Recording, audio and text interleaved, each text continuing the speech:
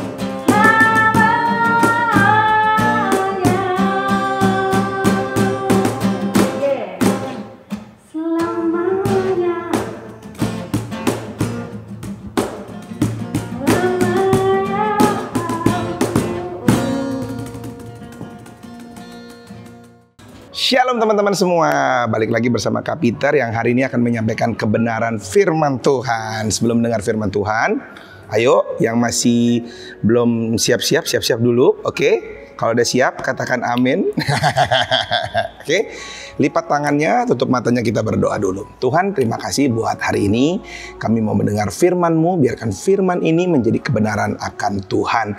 Kami percaya Tuhan, kami mau mendengar firman ini dan melakukan kebenaran firman Tuhan. Berkati setiap kami yang ada, biarkan kami menjadi anak-anak yang diberkati oleh Tuhan. Dalam nama Yesus, sama-sama katakan amin. Halo teman-teman. Jadi hari ini Kak Peter akan sharing mengenai doa, ya kan? Sharing mengenai apa? Mengenai doa, betul. Ya teman-teman, meskipun ibadahnya online di rumah harus tetap semangat ya.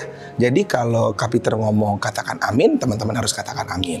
Kalau Kak Peter minta teman-teman untuk tepuk tangan, teman-teman harus tepuk tangan gitu. Karena keantusiasan kita itu mempengaruhi sukacita kita di dalam Tuhan, teman-teman. Oke. Nggak panjang lebarnya ya. Jadi Kak Peter mempunyai cerita mengenai Daud nih. Nah pasti teman-teman semua di sekolah minggu itu sudah pernah mendengar cerita tentang Daud. Wah ya kan, Daud ini orang yang sangat luar biasa. Jadi Kak Peter itu ngefans banget nih sama Daud ya kan. Kalau teman-teman ngefans sama siapa tuh lah yang Korea itu, kalau Kak Peter nih salah satunya ngefans banget nih sama Daud nih, atau bahasa Inggrisnya David, King David. Nah, oke. Apa sih yang paling menarik dalam kehidupan Daud? Jadi Daud itu bisa dibilang sebagai panglima perang. Wah, di Alkitab dicatat setiap Daud berperang, Daud tuh selalu menang. Jadi Daud tuh gagah sekali. Wah, jadi karena Kak Peter suka yang gagah-gagah, jadi Kak Peter tuh ngefans banget sama Daud. Pasti badannya Daud tuh tinggi, besar, dan luar biasa, ya kan?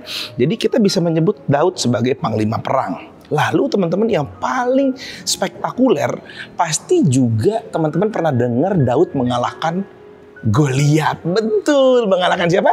Goliat. Nah, ketika Daud yang saat itu masih sangat muda, Daud bisa mengalahkan raksasa yang tinggi besar yang bernama Goliat. Jadi, Daud juga bisa disebut panglima perang yang pertama, lalu bisa disebut juga orang yang mengalahkan Goliat.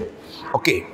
Tidak berhenti aja sampai di situ, tapi Daud setelah Saul, lalu Daud diangkat menjadi raja orang Israel. Daud juga bisa dikatakan sebagai seorang raja. Tidak hanya berhenti menjadi raja, Daud pun menjadi the best king. Wow, raja yang begitu baik, raja yang begitu dahsyat. Jadi sebutan Daud tuh banyak sekali. Tapi teman-teman, apakah Daud puas sampai di situ? Tidak, teman-teman. Apakah Daud bangga dengan sebutan itu?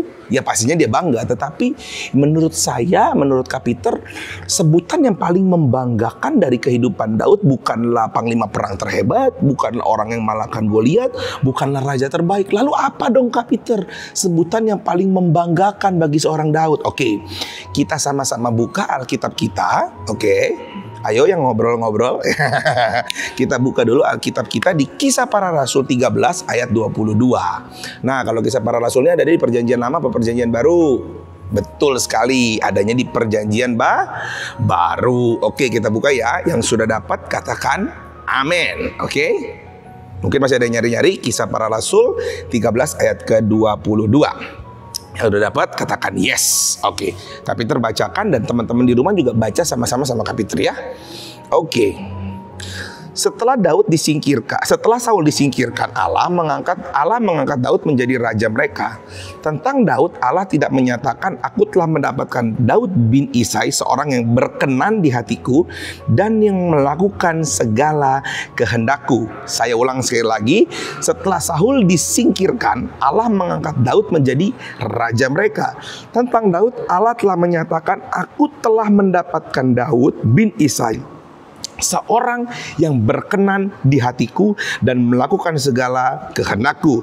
Di ayat ke-36 saya bacakan juga buat teman-teman. Sebab Daud melakukan kehendak Allah pada zamannya, lalu ia mangkat dan dibaringkan di samping nenek moyangnya, dan ia memang diserahkan kepada kebinasaan.